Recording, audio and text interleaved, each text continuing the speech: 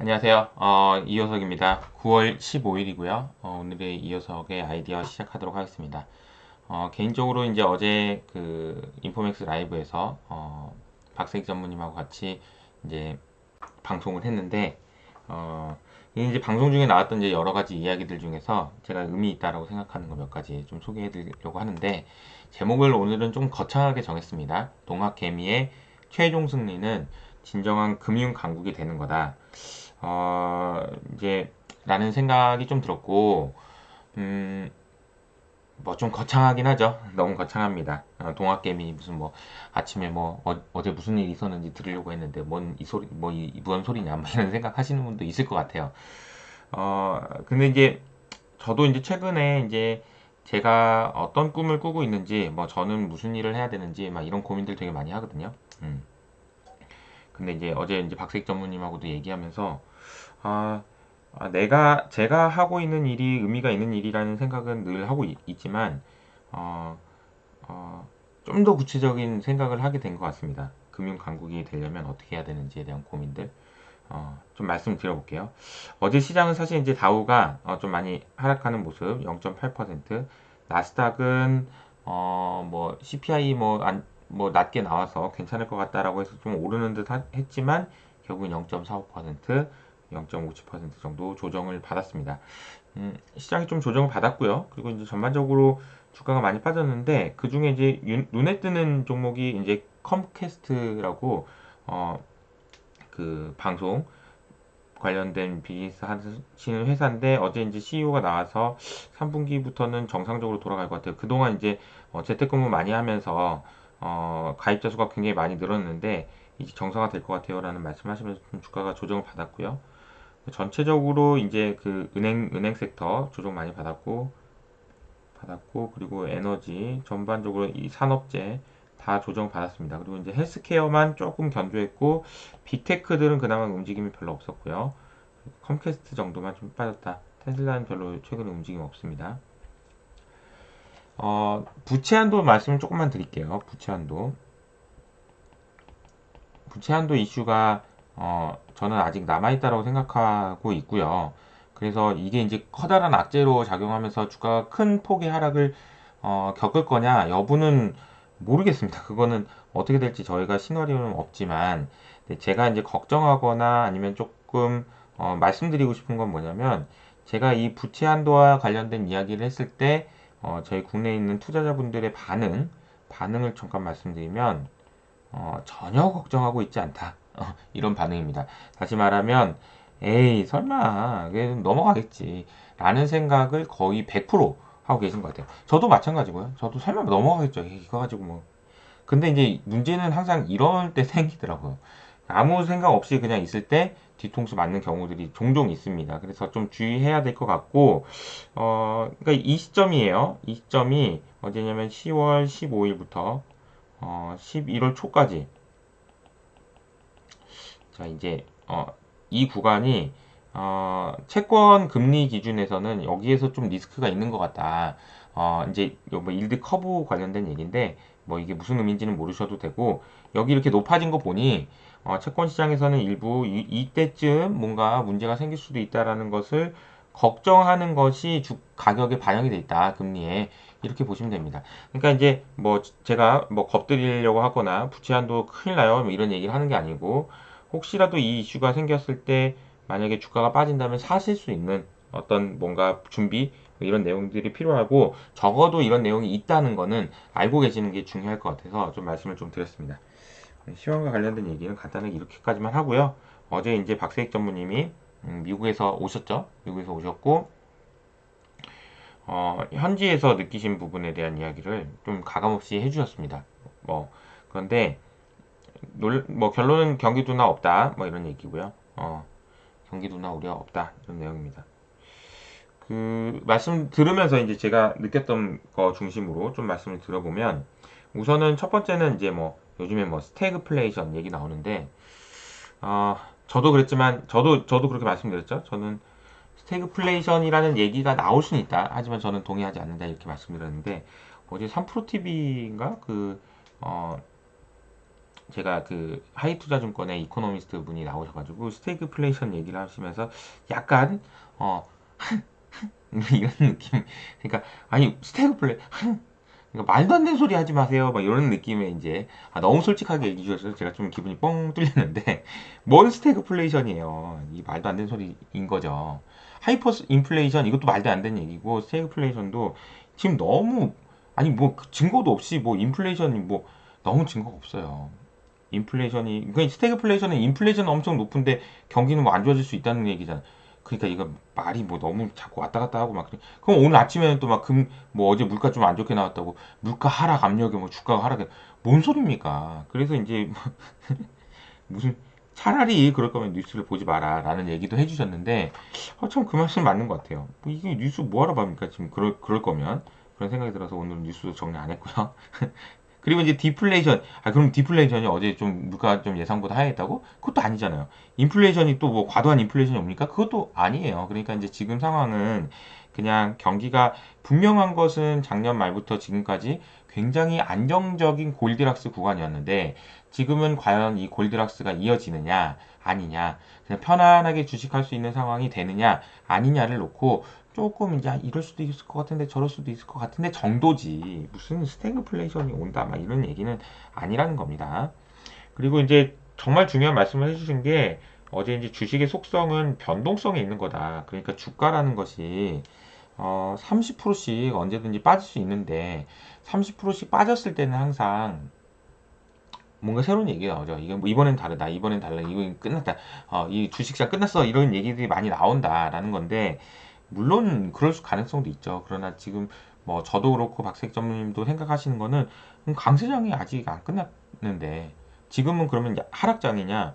아닌 것 같은데 뭐 이런 얘기인 겁니다. 그리고 세 번째는 미국 현지의 상황은 완전히 다르다라는 얘기를 해주시면서 사실 이제 이거과 관련돼서는 저는 개인적으로 이제 그 낮에 잠깐 가서 전무님하고 이제 얘기하면서 책에 사인도 받고 그렇게 하고 왔는데요. 이 얘기는 제가 좀 드릴 말씀이 좀 있습니다. 미국 현지 상황은 완전히 다르다고 하면서 박색 전무님이 얘기해 주신 게 뭐냐면 미국 뉴욕에 있는 어떤 그 대형 뭐라고 해야 되죠? 식당 유명한 식당 이런 식당이 1년에 매출이 한 60억 정도 나오는데 이번에 코로나 구간에서 지나면서 정부의 보조금을 받았는데 거의 매출이 60억이면은 한 50억 이상 받으셨다고. 그래서 진짜요? 아니 그게 아니고 그 해에 이익이 그 전년도 코로나 터지기 전에 이익이 얼마큼 났는데 아이고 니 이번에 코로나 때문에 힘들어서 어떡하니 라고 하면서 돈을 준 게 아니고 어 작년에 매출 얼마 나왔니? 근데 올해 장사를 못해서 야 매출만큼 내가 그냥 좀 줘버릴게 이런 정도로 그 돈을 받았다라는 얘기를 해주셨는데 참 이 씁쓸하더라고요. 왜 씁쓸하냐? 어제 보신 분들은 아시겠지만 우리나라에서 자영업자분 저희 동네인 것 같아요. 근데 이제 그 자영업자분이 개인들한테 돈을 그러니까 뭐 직원들한테 돈을 주고 그리고 이제 자살했다라는 얘기가 나옵니다. 이게 뭔가 싶은 거죠. 아니 우리나라에 있는 자영업자들은 장사가 안 돼서 그리고 또 여전히 지금도 뭐 거리두기 때문에 9시 넘어서 4명이 모이는지 막 순찰하러 다니고 이러고 있는데 미국에서는 매출이 안 나왔어? 그래? 그러면 내가 줄게. 이게 뭐냐는 거죠. 이게 뭐냐. 제가 이제 그 부루마블 말씀드리면서 신흥국가 선진국 간의 괴리 막 이러면서 열받는데 진짜 어제는 또 진짜 열받더라고요. 이거 뭐 사람이 죽어나는 마당에 니네는 그러면 지금 돈잔치 계속 하고 있는 거냐? 지금 돈 뿌려가지고 연준이 돈 뿌려가지고 돈잔치 하고 있고 그리고 우리는 또 뭐라고 그래요? 테이퍼링 좀 천천히 해주면 안 돼요? 이러고 있는 거잖아요. 이거 주가 빠질 것 같은데. 이게 뭐냐는 거죠. 이게 뭐냐는 거죠. 이게 말도 안 되는 그런 상황이다라는 생각이 들지만 어쨌든 이런 상황이라는 것을 이해하시는 게 되게 저는 중요하다고 생각하고 그 상황을 어, 어쨌든 투자자로서 활용하시는 게 필요하다. 당하지 말고 뭐 이런 게 되게 중요하다는 느낌을 받았고요. 어제 하신 질문 중에 이제 이런 질문이 있으셨어요. 미국 가장 많이 수출하는 제품이 뭐냐? 달러입니다. 라고 얘기하셨습니다. 저도 이제 그 달러에 대한 생각이 있었기 때문에 저도 이제 말씀을 좀 드렸는데, 음, 이런 거죠. 어떻게 보면은 미국 지금 연준에서 지금 말도 못하게 많은 돈들을 뿌려내고 있는데, 사실은 이렇게 되면, 어, 화폐의 가치는 떨어져야 되고요. 물건의 가격은 올라서 미국 내에서 너무 심각한 그 인플레이션이 와야 됩니다. 근데 어제도 그렇지만 왜 물가는 안 오르나요? 미국에서 달러를 전 세계로 수출하기 때문이다. 라는 겁니다. 참 이게 뭐 씁쓸한 얘기인데, 자, 이거 제가 좀 그림을 그려가면서 설명을 들어볼게요. 음. 미국이 여기 있습니다. 미국. 자, 연준에서 돈을 뭐 이렇게 풀다가 이렇게 하다가 이렇게 풀어둔 그림 많이 보여드렸죠, 제가. 8.4조 달러 지금 정도 될 겁니다. 돈을 어마어마하게 풀어냈고 앞으로도 더 풀 것 같아요. 이 돈을 풀었는데 근데 이 미국 밖으로 달러가 나갑니다. 왜냐면 전 세계에 있는 국가들이 물건을 만들어서 달러를 보내주니까요. 그러니까 물건에 대한 대가를 물건을 수출하면 반도체로 우리나라 수출하면 여기서는 이제 달러를 수출하는 거다. 이렇게 말씀을 해주셨는데 그 말이 맞는 것 같아요. 달러를 수출하는 거다. 자, 미국이 달러를 수출하면 우리나라를 포함한 다른 이제 미국 넌 US라고 할까요? 여기를 넌 US에서 달러를 받죠. 기분 좋습니다. 달러, 야, 달러다, 달러. 그리고 나서 이제 달러를 어떻게 하냐면 또, 재밌게도 다시 미국에 갖다 줍니다. 어떻게, 뭘로요? 미국 채권하고 미국 주식을 삽니다. 왜? 좋으니까. 안 망하겠지, 설마. 미국이 망하면 뭐 하겠어. 아니, 미국 주식 제일 좋아. 이게 뭐 성장도 나오고 혁신도 여기서 다 나와. 달러가 다시 들어갑니다. 잠깐만, 이게 그러면은 달러가 나오는 만큼 또 다시 들어가네? 그러면 더 풀어. 더 내보내. 이게 지금 반복되고 있는 상황인 것 같고, 만약에 미국 내에 달러가 많이 머물러 있으면 달러의 가치가 하락하겠지만 계속 나가니까. 근데 이것 때문에 더 내보낼 수도 있고, 그냥 더 적자로 볼 수도 있고, 이게 물론 언제까지 지속될 수 있냐? 이건 결국은 달러 패권에 망한다. 이게 뭐, 야, 뭐 어쩌고 되는 거냐? 막 화난다. 막 이럴 수 있지만, 이게 이 구조가 깨지지 않는 이상 이거는 계속될 것 같다라는 말씀도 해주셨습니다. 동의합니다. 그리고 이거요. 이거. 어제 국내 뉴스를 보면서 더 마음이 안타까웠습니다. 이 과정에서 그 박사익 전무님이 저한테 써주신 말이 인상적이에요. 금융 강국을 만들어 갑시다. 뭐 이게 되게 거창한 얘기이긴 한데 저도 많은 생각을 했습니다. 금융 강국 어떻게 만들지? 이런 생각. 그래서 제가 이제 오늘 또 하나 말씀드리고 싶은 거는 어제 이제 제가 이제 인포맥스 라이브에서 제가 이제 여의도 스타들이라는 제목으로 진행을 하는 코너를 하나 만들어 주셔가지고 제가 많이 만나고 있습니다. 덕분에 이제 좋은 분들 만나서 저도 이야기를 듣고 그래서 그것을 리서치에 활용하기도 하고 그런데 제 이제 박세라 연구원님이라고 저도 이제 사실은 처음 뵙는 분이에요. 그 업계에 있는 동안에는 잘 몰라서 근데 이제 신영증권의 박세라 연구원님이 계셨는데 KCC에 대한 이야기를 했습니다. 근데 굉장히 깊은 이야기를 했어요. 다른 유튜브 채널에서는 제가 알기로는 없는 정도 수준입니다. 왜냐면 저도 제가 그 펀드 매니저 할 때 했던 질문 그대로 했기 때문에 그냥 거의 수준이 꽤 이제 높은 수준이었다라고 저는 생각을 하는데요. 물론 쉽게 설명하시려고 노력을 많이 했지만 오늘은 제가 이제 능력 범위라는 말을 설명하려고 합니다. 사실 제가 이제 김규식 님이라고 패친이랑 이렇게 줌 미팅을 해서 찍은 촬영 영상이 있는데 그 영상 아직 지금 기술적인 문제에서 편집을 못 하고 있는데 이 내용 좀 말씀드릴 거예요. 나중에 능력 범위 찰리 먼거가 얘기한 거고요. 내가 이제 이만큼 투자할 수 있는 사람이 있어요. 근데 여기에다가 투자하지 말라 이런 얘기입니다. 네가 능력 범위가 이만큼만 되면 이것도 투자하지 마. 네가 아는 범위 내에서만 투자해 이런 얘기입니다. 저는 이번에 코로나를 거치면서 이 능력 범위가 지금 이렇게 확장되고 있는 구간인 것 같아요. 개인 투자자 분의 능력 범위가 정말로요. 그냥 단순히 주식 뭐 사면 돼요, 뭐 사면 돼요가 아니고 공부하시는 분들이 정말 많아졌어요. 그는 저는 제 채널에 구독자분이 10만 명이나 될 거라고 생각하시는 분이 많지 않았을 겁니다. 공부하자는데 이렇게 10만 명이 모였어요. 저는 진짜 이거 너무 대단한 사건이라고 생각하거든요. 그리고 제 채널에 계신 분들이 우리나라 금융시장을 바꿔나갈 수도 있을 거라고 생각하고요. 너무 거창한 얘기라고 생각하실 수 있지만 이런 겁니다. 그게 이제 대부분 다 보면은 이런 김 작가님 같은 유튜버님께서 또 이게 경쟁이 붙었잖아요. 유튜브도 유튜브 경쟁이 붙으면서 정말 많은 엄청나게 많은 양질의 컨텐츠가 나오면서 금융시장에 대한 이해도가 매우 빠르게 높아졌다라고 생각합니다. 우리가 금융 점수로 뭐 금융 문맹이다 뭐 이런 얘기 많이 했는데 점수로 따지면은 우리나라 평균 점수가 상당히 많이 올라갔을 것 같아요. 등수도 많이 올라갔을 것 같습니다. 개인적으로 제가 작년에 봤던 논문 중에 가장 인상적이었던 논문이다. 그러면서 이제 올해의 논문상을 제가 드리고 싶다라는 말씀을 드렸던 그 논문입니다.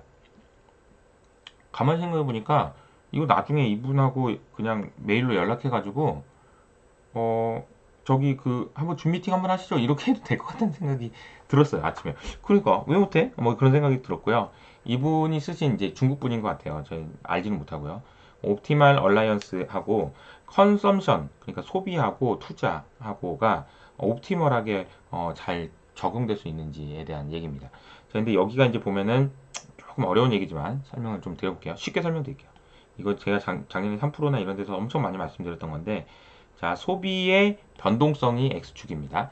소비의 변동성이 X축이란 얘기는 뭐냐면은, 여러분 한번 생각해 보세요.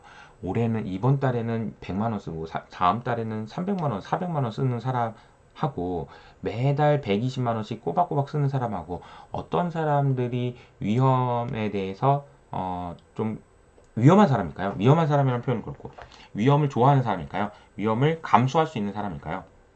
당연히 100만원 썼다가 400만원 썼다 왔다 갔다 하는 그런 사람이 좀 더 그 위험 성향이 높다라고 볼 수 있겠죠. 다시 말하면 이 X축은 소비의 변동성이라고 써놨지만 다른 표현으로는 어떤 표현이냐면요. 리스크를 얼마나 테이킹 할 수 있냐. 나는 리스크 톨러런스. 이거 막 주가 막 변동성 심한데, 뭐 괜찮아. 뭐 이렇게 얘기할 수 있는지, 아니면 조금만 변동, 이런 사람인지. 이건데, 여기는 이제, 이런 사람이고, 여기는, 괜찮아. 400만원 쓰고, 뭐, 이런 분들이라는 거죠. 그러면 Y축은 뭐냐면요. 포트폴리오 변동성이라는 건데, 이거는 위험 자산에 투자를 얼마나 했느냐에 따라 달라지는 겁니다. 자, 그러면 우리가 이제 일반적으로 생각하면 이 그림이 없다고 생각하고 한번 생각해 보세요. 당연히 이렇게 위험을 좋아하는 사람들이 일수록 위험 자산에 대한 투자가 많아야 되겠죠. 이렇게 되는 게 정상적일 겁니다. 이 파란색 점들이 정상적이에요. 이 파란색 점은 뭐라고 써 있냐면요. 하이 핀테크 어덥션이라고 되어 있죠. 핀테크를 잘 받아들인 사람들. 그리고 요거는 핀테크를 안 받아들인 사람들이라고 되어 있습니다. 핀테크를 안 받아들인 사람들의 특징은 뭔가요? 누워있죠. 누워있어요. 다시 말하면 주식 투자 해도 되는 사람인데 안 하고 있다라는 얘기입니다. 안 하고 있어요. 왜? 왜 안 하고 있었냐? 저는 이제 제가 계속 말씀드렸던 거는 첫 번째, 귀찮아서. 두 번째는 제가 오늘 드린 설명으로 따지면 능력이 안 돼서. 즉, 능력 범위가 안 되는 거예요. 내가 투자를 하고 싶고 내가 KCC라는 회사를 알고 싶어서 투자를 하고 싶어도 뭔지 모르니까 못 하는 거야. 근데 어쨌든 제가 이제 어쨌든 그 자세한 영상을 통해서 그런 영상들을 예를 들어 많이 만들었다. 그리고 어떤 모든 종목들에 대해 깊이 있는 그런 방송을 만들었다라고 하면 능력 범위가 되는 거예요, 이제는. 물론 돈을 벌 수 있다 없다는 떠나서 늘어나는 겁니다. 무엇 때문에요? 핀테크 때문에, 유튜브 때문에. 저는 이게 금융 강국으로 가는 길이라고 생각해요. 사람들이 우리나라에 있는 투자자들이 그냥 이거 사면 올라요, 저거 사면 올라요. 그런데 가가지고 우르르 가가지고 막 했다가 이런 투자가 아니고 진짜로 객관적으로 보고 그런 밸류에이션하고 나의 투자 성향에 맞는 옷을 입어가면서 투자를 하시는 이 과정이 유튜브든 핀테크든 이런 편리함을 이런 기술의 변화를 통해서 진행된다라고 한다면 어떤 변화가 있냐면요. 제가 생각하는 마지막, 이제 이분이 얘기하는 결론이 이거예요. 우리가 핀테크가, 가계가 결국은 옵티멀한 리스크 테이킹 하는 쪽으로 도움을 줄 수 있는지에 대해서 스터디를 했는데, 잘하셨어요. 박수. 잘, 화이팅. 네, 좋은 얘기 많이 해주신 것 같습니다. 저는 이제 이런 거죠. 핀테크가, 유튜브가, 그리고 우리나라 뭐 저 같은 유튜버가 여러분들한테 도움을 주셔서 옵티멀한 리스크 테이킹입니다. 그러니까 옵티멀한 리스크 테이킹이라는 얘기는 그냥 막 리스크 테이킹 뭐 주식 사세요 뭐 이런 게 아니에요. 적당한 수준의 나의 몸에 맞는 수준의 옷을 입는데 도움을 준다는 거예요. 저는 그게 제 소명이고 역할이라고 생각하는 겁니다. 좀 더 나아가서 말씀드릴 수 있는 게 삼성전자 주주분한테 제가 드리는 말씀이라고 해서 얼마 전에 썼던 보고서 기억나시죠? 제가 이제 말씀드렸던 영상이 있습니다. 이 영상을 통해서 제가 말씀드리고 싶었던 건 뭐냐? 삼성전자 주주라는 것을 아셨으면 좋겠다. 삼성전자 주주라는 것은 삼성전자의 주인이란 얘기고 그만큼 삼성전자에게 뭔가를 주주로서 주인으로서 요구할 수 있는 권리가 있다는 걸 꼭 아셨으면 좋겠다. 그냥 언제 올라요, 언제 올라요 그런 것도 중요하지만 요구할 수 있는 권리가 있어서 삼성전자에게 지금 급변하는 반도체 시황에서 M&A를 할 수 있었으면 좋겠다. 근데 M&A를 지금 당장 못하면 M&A를 할 수 있는 재원을 현금 말고 자사주로도 더 많이 했으면 좋겠다라는 얘기를 왜 못하냐는 거죠. 당연히 할 수 있어요. 그 얘기를 좀 드립니다. 제가 모 채널에 나가서 이런 얘기를 했다가 이런 대답을 받았어요. 주주는 무슨 주주? 삼성전자 주인이라고 해서 갤럭시 할인해 주는 것도 아니고 뭡니까? 이런 얘기를 했는데요. 이런 얘기를 하시는 분들이 진짜 없어져야 되는 거예요. 우리나라에서. 우리나라 금융 강국이 되기 위해서 이런 얘기 하시는 분이 없어져야 되는 거예요. 저는 그런 얘기를 들으면 들을수록 곱씹으면 곱씹을수록 분노가 느껴지는데요. 자, 이 얘기를 다시 한번 말씀드려 볼게요. 삼성전자 주주야, 내가 개인 주주야. 근데 삼성전자라는 회사가 있습니다. 근데 삼성전자 주인인데 왜 갤럭시를 할인해 줍니까? 주주로서 받을 수 있는 권리는요. 삼성전자가 돈을 벌어서 그 돈을 배당해 주면 그 돈을 받을 수 있죠. 근데 삼성전자가 만든 제품을 할인해서 가져간다? 이거는 여러분들이 아유 갑질 주주 막 이러면서 했던 그 욕하는 그 오너들이 하는 거랑 똑같은 거예요. 뭐가 달라요? 아니 왜 그러면 이렇게 하죠. 나 삼성전자 주주니까 나 그 뭐야 비행기 출장 갈 때 나 돈 줘. 뭔 소리입니까 그게? 삼성전자한테 왜 돈을 빼가려고 생각하세요? 주주인데 정당하지 않은 방법으로? 그건 안 되는 거예요. 그건 아닌 거죠. 그건 아닌 거예요. 삼성전자 주주로서 요구할 수 있는 거는 뭐냐면 그냥 배당을 더 많이 하시든지 아니면 자본 정책을 더 잘 써라 라고 경영이나 뭐 이런 쪽에 요구할 수 있는 거지 무슨 갤럭시를 싸게 받습니까? 그거는 저기 제가 늘 뭐 얘기하는 뭐 골프장을 뭐 문 닫고 주주를 신경 안 쓰고 자기 오너들만 오너들이 하는 똑같은 걸 왜 하려고 하냐고요. 요구할 수 있는 건 다르다라는 겁니다. 주인이 된다라는 것이 다르고 근데 이제 제가 이런 얘기를 하면 우리 이제 그 오정태 이사님께서 댓글을 이렇게 달아주셨더라고요. 이런 이야기를 하고 이런 이야기를 듣고 있는 사회가 감격스럽다. 이 말은 진짜 저도 감격스러운 얘기입니다. 왜냐하면 원래 이런 얘기 하잖아요. 뭔 소리야 꺼져 막 이런 얘기 야 삼성전자 주식 빠져가지고 내가 열받아 죽겠는데 그런 소리 나고 이런 얘기들이 많았고 아예 주가 오르는지 빠지는지만 얘기해 빨리 이런 얘기들이 많았는데 제가 이런 얘기를 하는 것을 많은 분들이 들어주신다. 와 그리고 이런 얘기를 듣고 있는 사회다. 이게 너무 감격스러운 일이에요. 저는 이게 동학개미운동의 마지막 성공이라고 생각합니다. 동학개미운동의 마지막 성공은요. 이게 동학개미가 주식을 많이 사서 외국인들이 주식을 막 팔아 제끼는데 동학개미가 밑에서 받쳐가지고 사가지고 주가를 부양한 다음에 결국은 외국인이 사게 만들어 그런 것이 아니고 제가 생각하는 동학개미운동의 마지막은 이렇게 건전한 투자 문화가 형성되면서 삼성전자 주주분들이 500만 삼성전자 주주분들이 삼성전자의 지배구조를 조금이라도 일이라도 바꿔내는 모습을 보여주는 거 이렇게 함으로써 우리나라의 디스카운트가 낮아지는 것 이것이 진정한 의미의 동학개미의 승리다라고 생각하고요. 그런 일이 가능하냐? 저는 충분히 가능하다고 생각합니다. 근데 이제 쉽진 않죠. 근데 이제 그거를 제가 오늘 아침에 좀 이른 아침이지만 그걸 저의 소명이라고 생각하고 열심히 한번 해보겠다 이런 말씀 좀 드리고 싶고요. 만약에 이제 제가 삼성전자 숏을 외국인 투자자라고 생각을 해보면 내가 제일 무서워하는 거는요. 제가 제일 무서워하는 거는 삼성전자가 실적이 잘 나오고 뭐 이런 것도 무섭겠죠. 근데 더 무서운 거는 제가 지금 말씀드린 게 현실화되는 거를 진짜 무서워할 겁니다. 진짜 무서워할 거예요. 야, 한국에 있는 개인 투자자들이 그렇게 몰려가가지고 주식 올리라고 얘기하는 게 아니고 진짜 삼성전자의 주가가 오를 수 있고 주주를 위해서 더 좋은 의사결정을 할 수 있도록 막 주장해? 진짜야? 그렇게 해가지고 삼성전자 지배구도 더 좋아졌어? 무서워. 무서워. 나도 가야 돼. 나 슈커버 해야 될 거야. 이렇게 되는 날이 분명히 올 거다.